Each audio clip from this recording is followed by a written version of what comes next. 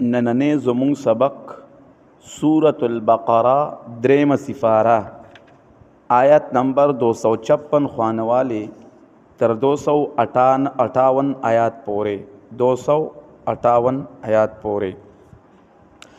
اعوذ باللہ من الشیطان الرجیم بسم اللہ الرحمن الرحیم سبحانك لا علم لنا إلا ما علمتنا إنك أنت العليم الحكيم.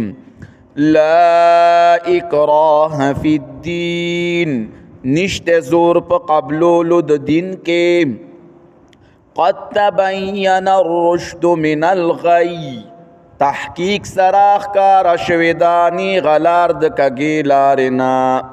فمن یکفر بالطاغوت نو چاچ کفر کو پا غیر اللہ شیطان ویؤمن باللہ او ایمان راڑ پا اللہ فقد استمسک بالعروة الوثقی نو تحقیق سرا د منگول اولا گول پا کڑائی مضبوط باندی توحید.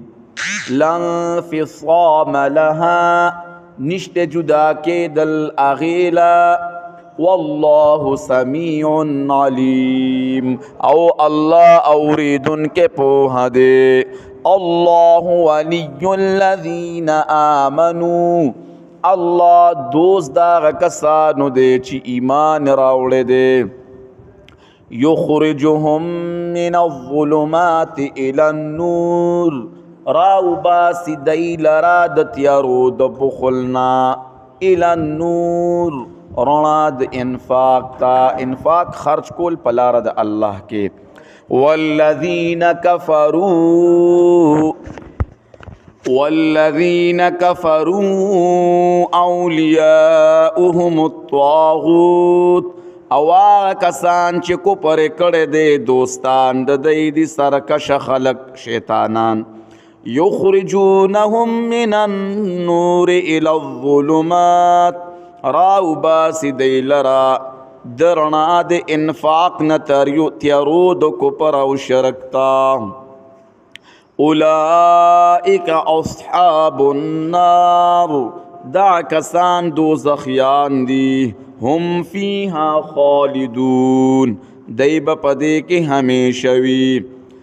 الم تر الى الذی حاج ابراہیم فی ربه آیات نگورے آغا کستا چی جگڑے اکڑے ابراہیم علیہ السلام سرا پتوحید در رب دا آغا کے.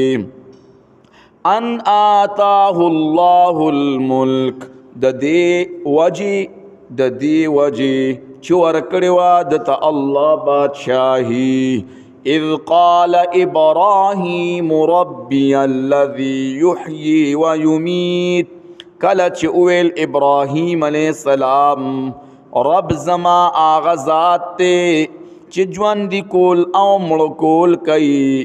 قال انا احیی و امیت اویل دو نمردو زجواندی کول کوما او مڑکول کوم. قال انا احیی و امیت اویل دو یعنی نمردو زجواندی کول کوم او مڑکول کوم. قال ابراہیم اویل ابراہیم علیہ السلام فإن اللہ یأتی بالشمس من المشرق فس یقینا اللہ راخی جئی نور لرا د مشرقنا فأت بها من المغرب نو تو راخی جو دے نور لرا د مغربنا. فبہت الذی کفر نو شرمندہ شو آغا کس چے کفر کڑو. واللہ لا یہدی القوم الظالمین او اللہ توفیق نور کئی قوم ظالمانو